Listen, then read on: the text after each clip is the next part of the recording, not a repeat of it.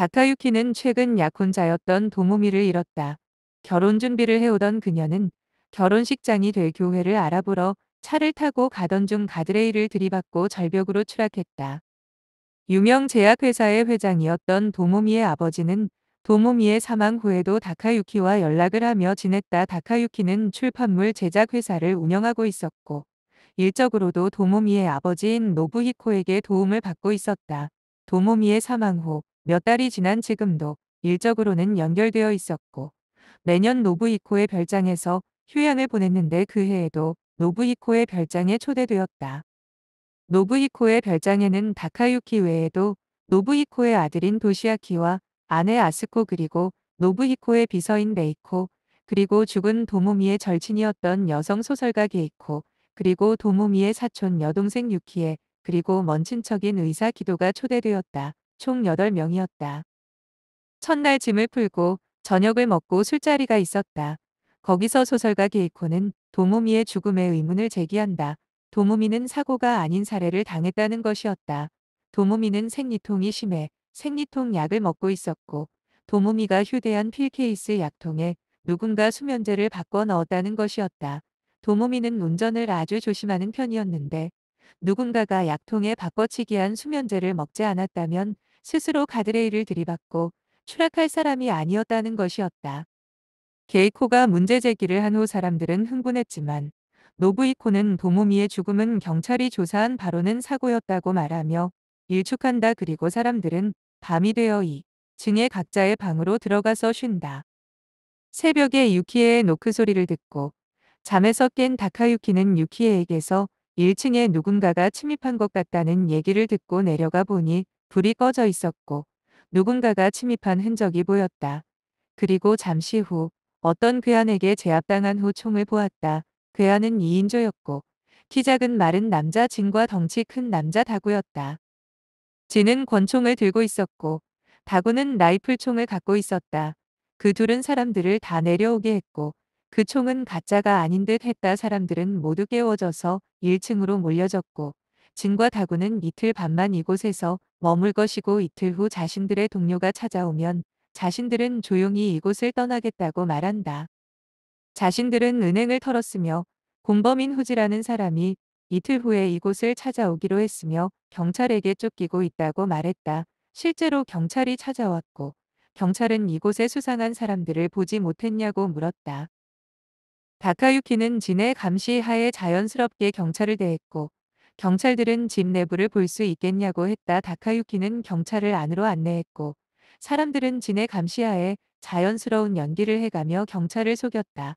경찰은 밖에 세워진 흰색 차의 문이 열려 있다고 했고 그 차는 노부히코의 비서인 레이코의 차였다. 레이코는 그 차의 문을 닫으러 밖으로 나갔고 그 틈을 타서 앞마당에 큰 글자로 SOS라고 표시하는 것을 다카유키는 본다. 다카유키는 눈치껏 경찰에게 그 SOS 글자가 표시돼 있는 곳을 가리켰지만 눈치 없는 경찰은 그 모습을 보지 못했고 철수한다. 그런데 얼마 후 마당에 표시된 SOS 글자가 지워졌고 누군가 화장실에서 호스로 물을 쏴서 그 글자를 없앤 듯 했다.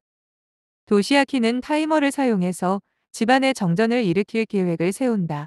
저녁 7시에 타이머를 맞춰 놓고 7시가 되면 전기 차단기가 떨어지게끔 타이머를 달아 놓았고 그 계획을 모두에게 조용히 알렸다.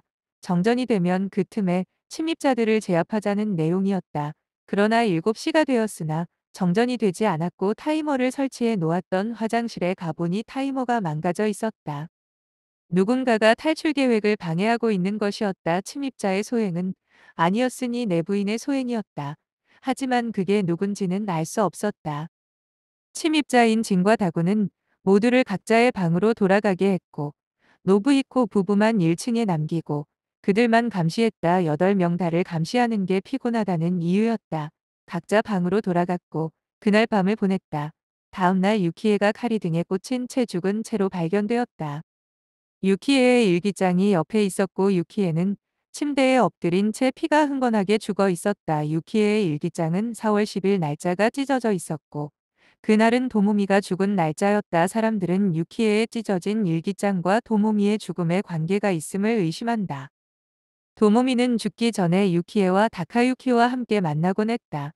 하지만 유키에가 다카유키를 좋아한다는 느낌을 지울 수 없었다. 소설가 케이코는 도모미의 오랜 친구였으며 도모미가 살해당했다는 논리를 최초로 제기한 사람이었다. 케이코는 도모미를 죽인 사람은 유키에였으며 도모미의 생리통 약을 수면제로 바꿔치기 한 사람도 유키에일 것이라고 주장한다. 하지만 도모미가 정말 유키에에게 살해당한 것이라면 유키에를 죽인 것은 누구인가? 동일범의 소행이 아니라는 것이다.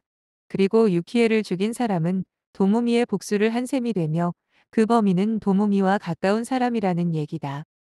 그 사이 진과 다구의 동료인 후지가 별장을 찾아왔고 다음 날이면 그들은 남은 사람들을 결박하고 단 한 명만 인질로 데려가겠다고 말한다. 노부이코의 아내 아스코를 데려가려고 하는 그들에게 노부이코는 죽은 유키에의 시신을 데려가라고 말한다. 유키에의 죽음이 알려지면 불리한 것은 자신들이므로 차라리 당신들이 유키에의 시신을 데려갔다가 나중에 인질이었던 유키에를 죽인 것으로 하면 이 모든 일을 함구하겠다고 말한다. 하지만 진과 다구 그리고 후지는 그럴 바에는 여기 남은 사람들을 모조리 죽이고 떠나는 게 낫다며 밖에서 휘발유 통을 가져와서 별장에 뿌린다 불을 내고 자신들은 그곳을 탈출하겠다는 것이었다. 사람들은 침입자들에게 사정을 했고 침입자들은 사람들에게 1시간의 시간을 줄 테니 유키에의 살인범을 자백시키라고 한다. 1시간 안에 유키에의 살인자가 밝혀지지 않으면 사람들을 모조리 죽이고 떠나겠다고 협박한다. 사건이 이 정도까지 좁혀지자 사람들은 아버지 노부이코를 의심한다. 노부이코는 궁지에 몰리자 유키에를 자신이 죽였다고 실토하며 베란다로 달려가 강물에 뛰어든다. 사람들은 노부히코가 죽었을 것이라고 생각하며 이 사건으로 인해 2명이나 이 별장에서 죽은 것이었다.